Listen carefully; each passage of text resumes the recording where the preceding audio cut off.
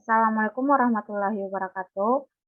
Langsung saja kita ke soal pertama, di mana sebuah benda berbentuk bola berjari-jari 0,5 meter dengan nilai emisivitas 0,8 temperatur 600 K. Diketahui besar konstanta Stefan Boltzmann yaitu 5,67 kali 10 pangkat min 8 watt per meter kuadrat K4. Tentukan besar daya radiasi yang dipancarkan benda adalah B. Energi yang dipancarkan benda selama 1 menit. Diketahui di mana R sama dengan 0,5 meter, R ini adalah jari-jari, dan E sama dengan 0,8, T sama dengan 600 K, T sama dengan 1 menit diubah ke detik menjadi 60 detik, sigma sama dengan 5,67 kali 10 pangkat min 8 watt meter kuadrat K4. Nah, ditanyakan di sini A adalah daya radiasinya dan bagian B-nya itu energi yang dipancarkan. Dan penyelesaiannya di mana bagian A, T sama dengan E kali sigma kali A kali T4. Tinggal dimasukkan nilainya di mana 0,8 kali 5 sama 5,67 kali 10 pangkat min 8 kali 4 pi R kuadrat kali 600 pangkat 4. Nah, sama dengan 0,8 kali 5,67 kali 10 pangkat min 8 kali 1/2 kali 600 pangkat 4. Jadi hasilnya P sama dengan 184,68 watt. Nah, ini bagian A-nya. Selanjutnya ke bagian B, di mana untuk mencari E, energi yang dipanaskan, rumusnya P kali T. E sama dengan 184,68 watt kali 60 detik sama dengan 11,081 joule. Jadi, besar energi yang dipancarkan selama 1 menit adalah E sama dengan 11,081 ke joule. Selanjutnya ke soal berikutnya, yang dimana pada percobaan efek Compton digunakan sinar X dengan frekuensi 3 kali 10 pangkat 19 Hz. Pada saat menumbuk elektron sinar ini terhambur dengan sudut 60 derajat. Jika massa elektron diam 9,1 kali 10 pangkat min 31 kg, hitunglah berapa frekuensi dari sinar yang terhambur. Nah, di sini ada diketahuinya, di mana C-nya itu 3 kali 10 pangkat 8 meter per sekon, di mana C itu kecepatan cahaya, F sama dengan 3 kali 10 pangkat 19 Hz, dan lambda sama dengan C per F sama dengan 3 kali 10 pangkat 8 meter per sekon per 3 kali 10 pangkat 19 Hz sama dengan 10 min 11 meter. Dan di sini M0-nya sama dengan 9,1 kali 10 pangkat min 31 kg. Di sini M0-nya adalah massa diam dan θ-nya sama dengan 60 derajat. Ditanyakan di sini adalah F aksen. Nah, penyelesaiannya lambda aksen sama dengan lambda sama dengan F per M0C kali 1 cos theta. Langsung masukkan nilainya, di mana lambda aksen kurang lambda sama dengan 6,626 kali 10 min 34 joule sekon per 9,1 kali 10 pangkat min 31 kg dikali 3 kali 10 pangkat 8 meter per sekon dan dikali 1 kali cos 60 derajat. Sama dengan 2,43 kali 10 pangkat min 12 dikali 1,0,5. 1,0,5. Dengan ini 1 kurang cos 60 derajat. Nah, sama dengan 1,215 kali 10 pangkat min 12 meter. Lambda aksen sama dengan 1,215 kali 10 pangkat 12 tambah lambda sama dengan 1,215 kali 10 pangkat 12 tambah 10 min 11. Lambda aksen sama dengan 1,215 kali 10 pangkat min 11 meter. F aksen sama dengan C per lambda aksen sama dengan 3 kali 10 pangkat 8 per 1,215 kali 10 pangkat 11 sama dengan 2,68 kali 10 pangkat 19 Hz. Nah, itulah tadi jawabannya, yaitu 2,68 kali 10 pangkat 19 H. Selanjutnya ke soal berikutnya di mana suatu unsur radioaktif meluruh dan tersisa 25% dari jumlah semula setelah 20 menit. Bila mula-mula massa unsur tersebut 120 gram, maka setelah setengah jam meluruh, sisa massa unsur yang belum meluruh adalah. Nah, di sini langsung ke penyelesaiannya, di mana rumusnya itu N sama dengan N0 kali 1/2 pangkat T kecil per T besar, di mana N-nya ini sisa massa unsur dan N0-nya ini unsur mula-mula, T kecilnya ini adalah waktu meluruhnya dan T besarnya ini adalah waktu paruhnya. Nah, langsung masukkan nilainya. N sama dengan N0-nya 120, turunkan dikali 1/2. Nah, T kecilnya ini kita ambil dari soal di mana maka setelah setengah jam meluruh. Setengah jam itu kurang lebih 30, tapi kita ambil menjadi 30, nah, per T. Nah, di sini kita tanya, T-nya belum diketahui nilainya. Jadi rumus untuk mencarinya itu beralih ke sini, di mana kita ke rumus pertama, di mana N sama dengan N0 kali 1/2 pangkat T kecil per T besar. Di mana N-nya ini kita ambil di soal nilainya 25%. N-nya itu 25%. Jadi kita tulis 25 per 100, N0 sama dengan N0 1/2 20 per T. Nah, kenapa di sini 20? Karena kita mengambilnya jumlah semula setelah 20 menit. 20 menit. Kita ambilnya di sini. Per T. T-nya masih tanda tanya, belum ditahu. Nah, selanjutnya N0-nya ini kita coreng. Ini.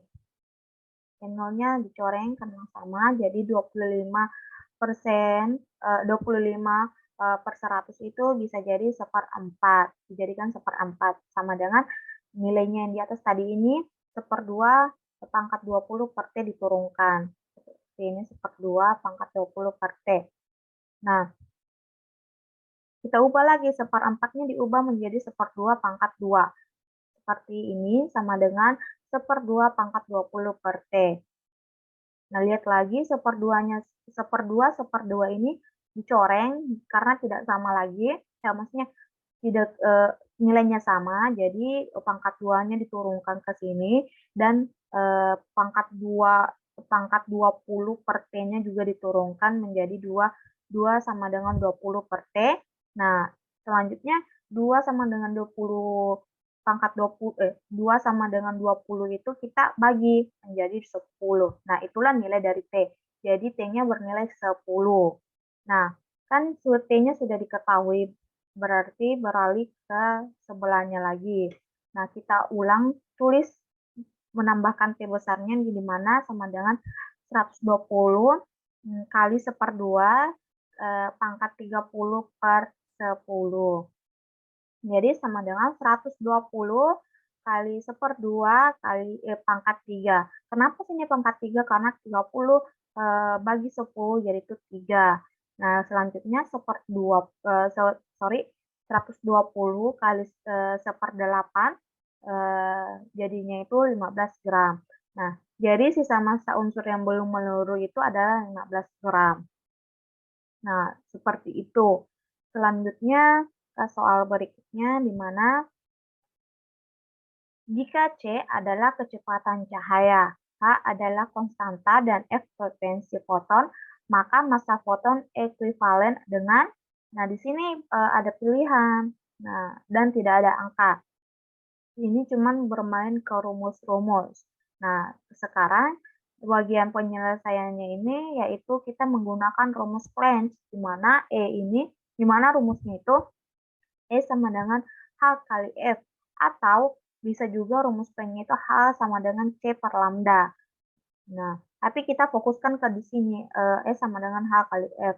Nah, kan kita mencari maka massa foton ekuivalen dengan, nah, hubungan energi dengan massa yaitu, nah kita cari tahu lagi rumus energi yaitu Einstein itu sama dengan E sama dengan M kali C kuadrat dihubungkan ke persamaan Planck. Nah, bisa dilihat ini dihubungkan ke persamaan Planck. Nah, persamaan Planck itu yang ini, E sama dengan H kali F. Nah, selanjutnya kita tuliskan rumusnya, E sama dengan H kali F. H kali F-nya dituliskan di sini. Selanjutnya, yang ini E sama dengan M kali C kuadrat. N kali C kuadratnya dituliskan juga di sini di bawahnya. Jadi, H kali F sama dengan M kali C kuadrat. Nah, di sini sebenarnya M duluan, M-nya ini kita turunkan duluan. M-nya ini kita turunkan duluan. Selanjutnya H kali F-nya itu diturunkan. Nah, C kuadratnya kemana? Nah, C kuadratnya dipindahkan ke sisi kiri, dijadikan pembagi. Jadi seperti ini apa namanya, massa foton ekuivalennya. Nah, jadi di bagian pilihan gandanya itu bagian D, di mana H kali F sama per C kuadrat. Seperti itu. Selanjutnya ke soal berikutnya yang di mana soalnya daya pisah suatu mikroskop ditentukan oleh panjang gelombang yang digunakan. Bagian terkecil yang dapat diamati dengan mikroskop seukuran panjang gelombang yang digunakan. Misal kita ingin melihat ke dalam atom. Anggaplah diameter atom adalah sekitar 100 pm, sehingga untuk mengamati atom kita perlu mikroskop yang mampu mengamati hingga ukuran, katakanlah 10 pm. Nah, bagian A, jika digunakan mikroskop elektron, berapakah energi elektron minimum yang diperlukan? Dan bagian B, jika digunakan foton, berapakah energi minimum foton yang diperlukan? Dan bagian C, mikroskop manakah yang lebih praktis? Mengapa?